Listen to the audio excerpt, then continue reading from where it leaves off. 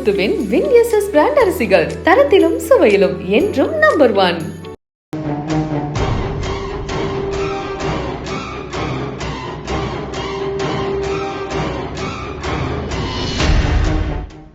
தீயணைப்பு துறையினரால் மீட்கப்பட்ட பாம்பை டப்பாவுக்குள் அடைக்க முற்பட்ட போது பாம்பு கடித்து தன்னார்வலர் உயிரிழந்த சம்பவம் சோகத்தை ஏற்படுத்தியுள்ளது.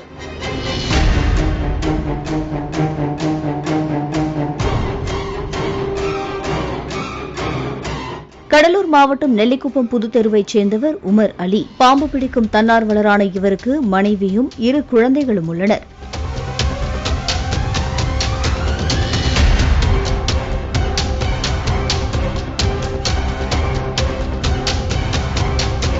நேற்றிரவு பன்ருட்டி முத்தையா நகரில் உள்ள வீட்டில் பாம்பு புகுந்ததாக வந்த தகவலை தொடர்ந்து உமர் அலி அங்கு சென்றார். ஆனால் தீயணைப்பு துறையினர் அதற்கு முன்னதாகவே வந்து அந்த நாகப்பாம்பை பிடித்து விட்டனர்.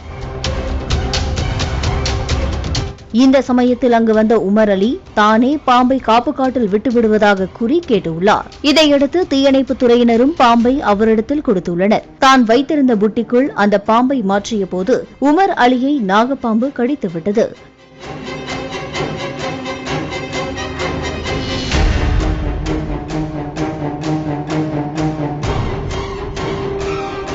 உடனடியாக அவரை மருத்துவமனையில் சேர்த்தனர். ஆனால் சிகிச்சை பலனின்றி கடலூர் மருத்துவமனையில் அவர் உயிரிழந்தார்.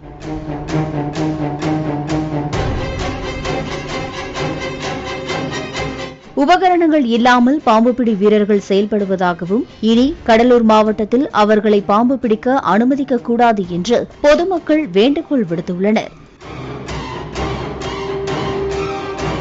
என் பேர் பாண்டியன். நான் பக்கத்து வீட்டுக்காரங்க. இந்த மாதிரி பாம்பு இருந்தது அப்படின்னு சொன்னாங்க. அப்புறம் ஃபயருக்கு சொன்னோம். ஃபயர் வந்து பார்த்துட்டு அவங்க வந்து பிடிச்சிட்டு இருந்தாங்க. பிடிச்சி அவங்க வண்டி டப்பாவில் போட்டு உள்ளே வச்சுட்டாங்க. அப்போ அந்த நேரத்தில் ஏற்கனவே இன்னொருத்தவங்களுக்கு கால் பண்ணியிருந்தாங்க. அவரும் வந்துட்டார். சரி அவர்கிட்ட நான் கொடுக்குறோமே அப்படின்னு சொல்லிட்டு டப்பாவில் மாற்றினாங்க. ஃபயர் இன்ஜினில் இருந்து டப்பாவில் இறங்கி மாற்றும் போது அவரையும் கடிச்சிது. அப்பயும் கேட்டேன் என்ன சார் அப்படின்னு.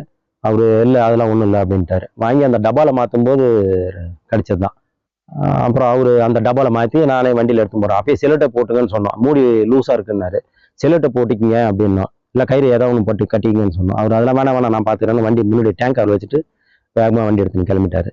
அதில் சேர்ந்து மீள்றதுக்குள்ளே அடுத்து இவர் இறந்துட்டு ரொம்ப ஒன்றும் சொல்கிறதுக்கு இல்லை. ரொம்ப வருத்தமாக தான் இருக்குது சார். காங்கயம் முத்துவின் வின்எஸ்எஸ் பிராண்ட் அரிசிகள் தரத்திலும் சுவையிலும் என்றும் நம்பர் 1.